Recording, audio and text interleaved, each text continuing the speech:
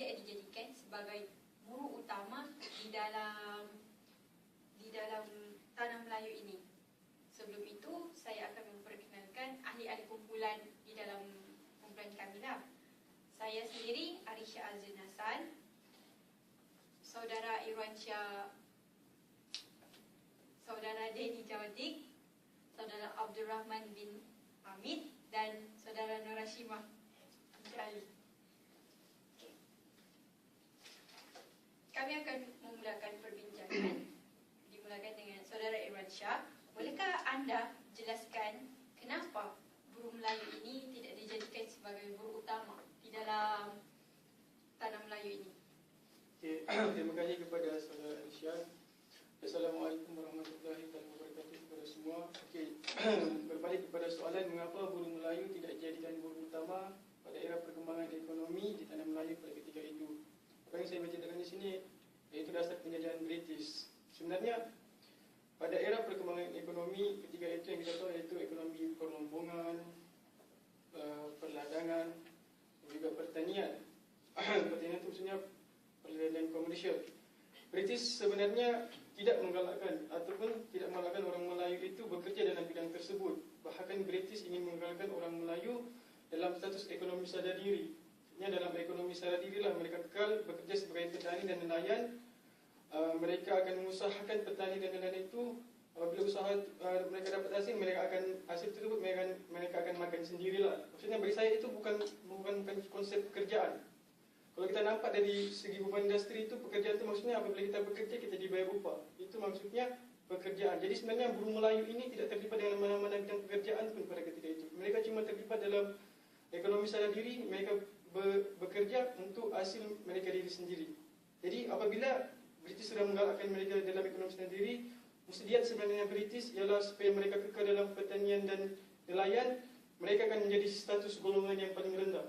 Dalam tidak berkembang maju, mereka akan terus dalam keadaan miskin dan tidak majulah pada ketika itu.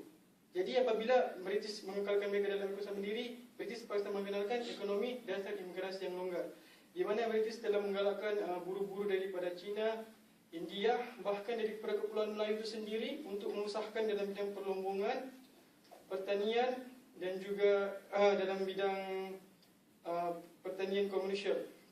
Jadi British sedang mengambil buruh pada China dan India lah, termasuk orang-orang Jawa. Jadi atas sebab kemasukan buruh-buruh tersebut, China, India dan golongan Jawa ini masuk, maka pertambahan penduduk di tanah Melayu itu semakin pesat. Apabila pertambahan Melayu itu semakin pesat, maka permintaan terhadap beras ketika itu pun juga meningkat. Jadi sebelum British menggunakan orang Melayu sebagai pembekal makanan beras, sebenarnya British telah mengimport bekalan beras ini daripada negara seperti Thailand, Vietnam dan Burma untuk menampung kos beras mereka pada ketika itu. Jadi maksud saudara di sini semasa dasar penjajahan British yang British buat tu, golongan Melayu tu hanya bekerja mereka tidak bekerja untuk menghasilkan beras kepada ya, bukan. Apabila British sedang melakukan dasar imigrasi yang longgar, maka pertambahan penduduk semakin banyak kan. Jadi British sudah mengimport bekalan beras daripada negara luar untuk menampung kos buruh-buruh mereka, termasuk mereka sendiri. Tapi semakin banyak kan buruh-buruh datang, pertambahan itu semakin pesat, maka apa yang import itu sebenarnya tidak cukup. Jadi British terpaksa menggunakan orang tempatan, orang Melayu, hasil pertanian mereka itu British terpaksa ambil untuk British menggunakan orang Melayu itu dalam bidang pertanian itu untuk membekalkan makanan dan beras lah untuk menampung keperluan mereka. Adakah pada ketika itu British memberi tanah kepada golongan Melayu? Tidak, British dia tidak memberi tanah sebab orang Melayu itu memang mempunyai tanah sendiri. British hanya memberi tanah kepada golongan buruh seperti Jawa dengan Banjar untuk mengusahakan pertanian termasuk padi lah. British itu untuk buruh orang dari luar. Tapi orang Melayu kan mereka orang kekal di situ. Mereka mempunyai tanah sendiri. Jadi British biarkan mereka kekal dalam bidang pertanian dan peladangan untuk mengusahakan kan orang punya diri mereka sendiri. Maksudnya British hanya membiarkan orang Melayu itu mengusahakan tanah mereka sendiri. Apa tanaman yang mereka lakukan itulah ya. Mereka kira orang Melayu itu hidup sendirilah, maksudnya tidak ada konsep pekerjaan. Tapi atas sebab British menggunakan dasar imigrasi yang longgar, jadi pertambahan penduduk itu semakin banyak.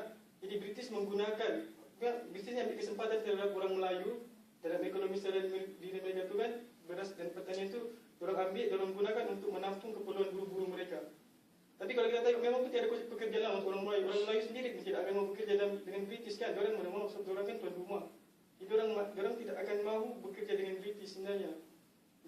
Lagipun British pun juga tidak menggalakkan orang Melayu bekerja dalam bidang mereka, dalam perhubungan tersebutlah. Jadi atas sebab itulah juga untuk faktor yang lain juga sebenarnya British kekalkan mereka dalam bidang pertanian ini supaya British boleh memperoleh undang-undang baru, undang-undang tanah, yang mana undang-undang tersebut British ambil daripada Australia, iaitu namakan sistem Torrens, di mana undang-undang ini menggalakkan orang Melayu itu membayar sewa dan cukai secara tunai. Jadi hasil daripada sewa dan cukai itu secara tunai merupakan sumber pendapatan orang British untuk menjana ekonomi mereka dalam sistem pentadbiran mereka pada ketika itu. Sekian, terima kasih.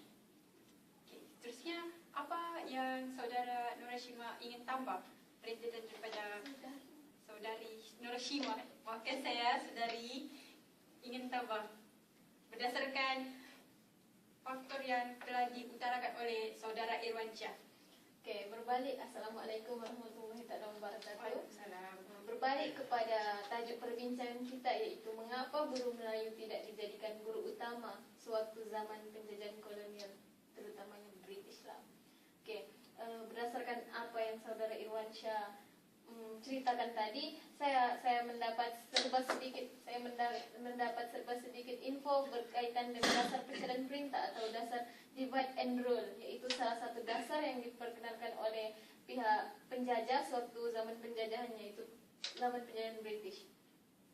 Apa yang saya ingin uraikan di sini mengenai dasar pencarian perintah, mengapa British memperkenalkan dasar itu? Sebenarnya itu merupakan salah satu strategi untuk menjadikan orang Melayu bukan buruh utama orang Melayu bukan buruh utama pada zaman ketika itu. Hal ini disebabkan jika pihak British sengaja untuk memisahkan kaum-kaum untuk mengelakkan dan menyekat sebarang usaha penyatuan.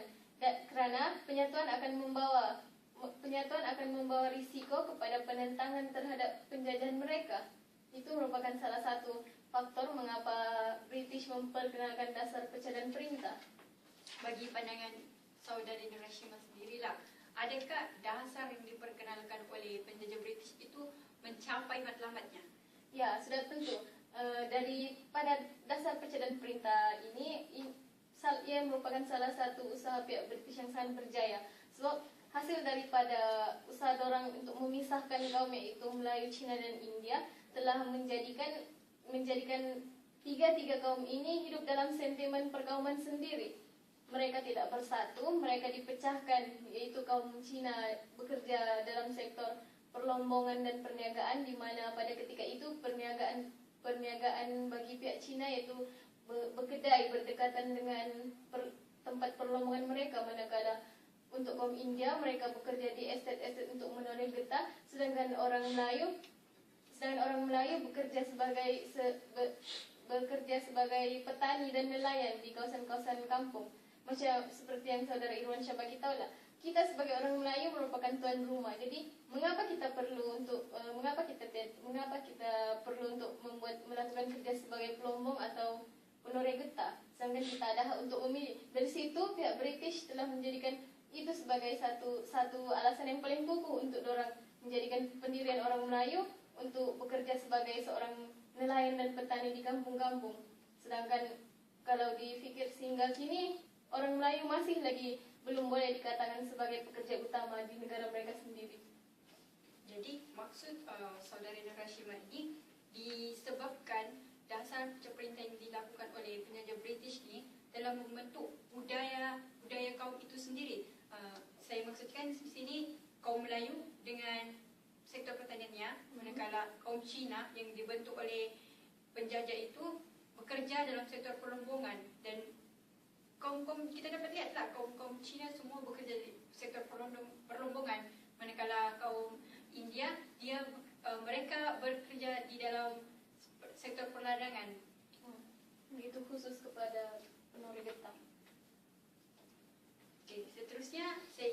bertanya kepada saudara Denny, bagaimana pula pandangan saudara? Adakah saudara mempunyai pandangan lain selain daripada dua panel yang sebelum ini? Assalamualaikum warahmatullahi wabarakatuh.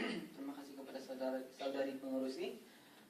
Sebelum saya pergi lebih jauh lagi, saya berbalik kepada soalan tadi. Sebenarnya sebelum zaman kolonial ini lagi, pembesar Melayu yang menguasai Lombok sebenarnya sudah mengupah buruh-buruh dari Cina untuk bekerja dalam sektor perlombongan. Apa yang ingin saya highlight di sini ialah buruh Melayu tidak dijadikan sebagai buruh utama. Ini ada disebabkan oleh faktor kemahiran mereka. Kemahiran mereka terlalu cetek. Bila kita seperti yang saya bagi tahu tadi, pembesar Melayu sendiri sudah mengupah buruh Cina. Ini sudah membuktikan bahwa buruh Melayu ini mempunyai kemahiran yang terlalu cetek. Jadi setelah kedatangan pihak penjajah, mereka menjajah disebabkan oleh revolusi perindustrian. Apabila berlakunya revolusi perindustrian itu, mereka mahu mendapatkan banyak hasil bahan mentah untuk bersaing di dalam pasaran Eropa itu. Jadi selain daripada itu, mereka mahu mendapatkan bahan itu untuk dipasarkan dan untuk mendapatkan pelaburan daripada negara-negara lain. Jadi, saudara Denny, kenapa kamu rasa buruh penjajah British tidak menggunakan orang Melayu itu? Adakah jumlah orang Melayu itu sendiri tidak cukup sampai kaum Cina dengan kaum India dibawa masuk ke dalam tanah Melayu kita ni? pada pendapat saya, buruh Melayu ini bukan sebabkan dia tidak cukup, sebab durang ni kemahiran mereka terlalu cetek. Bila kita tengok durang lebih tertumpu kepada bidang saraf diri. Dalam bidang perlombongan ini sahaja mereka jadikan sebagai kerja sampingan sahaja. Jadi ini sudah cukup membuktikan bahawa kemahiran mereka terlalu cetek. Kita masuk mula. Orang Cina dibawa masuk disebabkan mereka mempunyai pihak penjajah ni mereka mendapati kaum Cina ni lebih tahan lasak, rajin berusaha dan mempunyai sifat keusahawanan. Jadi sebelumnya pun orang Cina ni mereka mahir sebab mereka telah terbiasa dengan kerja-kerja yang sebegini. Okay. Kalau dari segi pemikiran mereka semasa berlakunya mereka mendapati bahawa terdapat satu longgokan besar biji timah yang terdapat di Larut Perak. Kaum Cina sendiri itu yang memperkenalkan cara untuk menggali mendapatkan hasil daripada biji timah itu yang lebih banyak, lebih menguntungkan, yaitu menggunakan palm dan lain-lain lah untuk mendapatkan hasil yang banyak berbanding dengan penduduk Melayu pada ketika itu yang menggunakan kaidah tradisional, yaitu menggunakan cara mendulang dan melampan. Itu saja saudara yang ingin saya katakan. Bagaimana pula dengan saudara Abdul Rahman? Apakah pandangan saudara mengenai ini? Kenapa buruh Melayu ini tidak dijadikan buruh utama di dalam sektor dipilih oleh penjajah Barat? Berdasarkan pernyataan saudari tadi, mengapa buruh Melayu tidak dijadikan sektor utama? Seperti yang kita tahu, penjajah British telah membuat promosi di mana mereka telah membuat permintaan buruh yang banyak. Apakah faktor permintaan buruh itu banyak? Faktornya di sini mereka telah disebabkan perkembangan perindustrian. British telah mengubah Kanggani, di mana Kanggani tersebut yaitu mandor-mandor mengubah Kanggani untuk pergi ke India untuk mencari buru-buru India di kampung halaman mereka sendiri. Jadi melalui sistem itu, mandor-mandor yaitu Kanggani itu telah membawa masuk buruh India ke tanah Melayu untuk bekerja di estate-estate, terutamanya di bagian bagian penuraian getah, di mana buruh India ini sudah terkenal dengan bidang mereka yaitu menurai getah, berbanding dengan buruh Melayu yang kemahiran mereka kurang, seperti yang dikatakan oleh saudara Denny tadi. Habis itu yang kedua, mengapa buruh Melayu tidak dijadikan buruh utama? Disebabkan kemasukan rakyat Cina yang begitu ramai.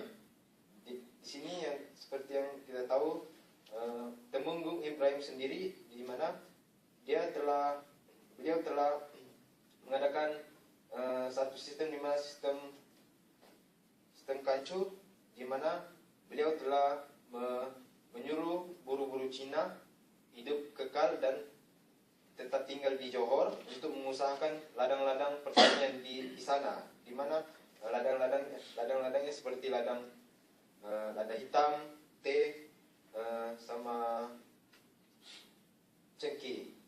Habis itu di situ telah wujud kemasukan buruh yang ramai ke Johor.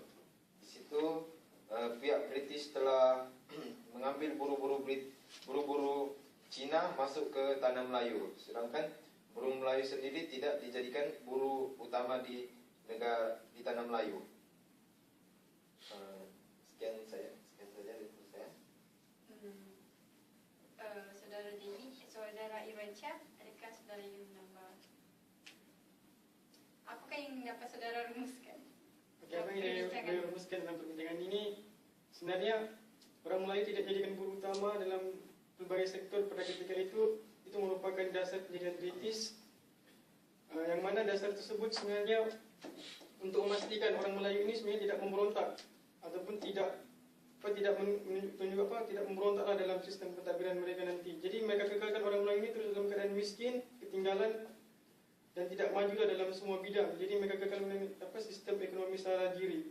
Hal tersebutlah yang menyebabkan kenapa buruh Melayu itu tidak dijadikan buruh utama. Jika orang Melayu ini dijadikan buruh dalam sektor perlombongan, perladangan dan sebagainya, maka orang Melayu ini dia akan boleh bergaul dengan buruh-buruh yang ada di buruh Cina, buruh India, bahkan buruh Jawa. Apabila mereka bergabung, buruh Melayu ini dia boleh mempengaruhi buruh tersebut untuk memberontak ataupun untuk menggulingkan pentadbiran British ketika itu. Oleh sebab itulah dasar penjajahan British ketika itu tidak menggalakkan buruh Melayu pun bekerja dalam bidang mana-mana sektor pun pada ketika itu. Daripada perbincangan, dapatlah saya simpulkan bahawa perkembangan revolusi perindustrian di Eropah telah menyebabkan penjajah British ni mahu memanfaatkan sepenuhnya sumber-sumber bahan mentah di negara tanah Melayu pada ketika itu. Dasar-dasar yang dilakukan oleh British semuanya adalah untuk yang memberi manfaat kepada mereka, seperti dasar percadaan perintah, dasar menggalakkan buruh, kemasukan buruh India dan buruh Cina ke dalam tanah Melayu itu semuanya adalah bertujuan untuk menggunakan sumber bahan mentah secara maksimum. British telah melakukan dasar percadaan perintah dan menyebabkan ekonomi dan menyebabkan berlaku perbezaan budaya di dalam setiap kaum itulah. Contohnya kaum Cina dia dengan kerjaan perombongannya, manakala kaum India. Selain daripada itu, kenapa buruh Melayu tidak dijadikan sebagai sumber tenaga? Sebab buruh Melayu merupakan tuan tanah Melayu.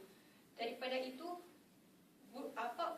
buruh Melayu tidak suka diarah, manakala India dengan Cina merupakan pekerja. Mereka bekerja untuk penjajah itu sendiri. Jadi mereka bekerja untuk mendapat uang. Jadi kalau itulah antara sebabnya lah kenapa buruh Melayu tidak dijadikan sebagai buruh utama. Selain itu, yang macam yang rakan-rakan yang lain, iaitu dasar penjajahan British, dasar penjajahan perintah dan kemahiran, dan seperti saudara Rahman katakan, faktor tolakan dan terikan. Itu sahaja yang dapat kami simpulkan dalam perbincangan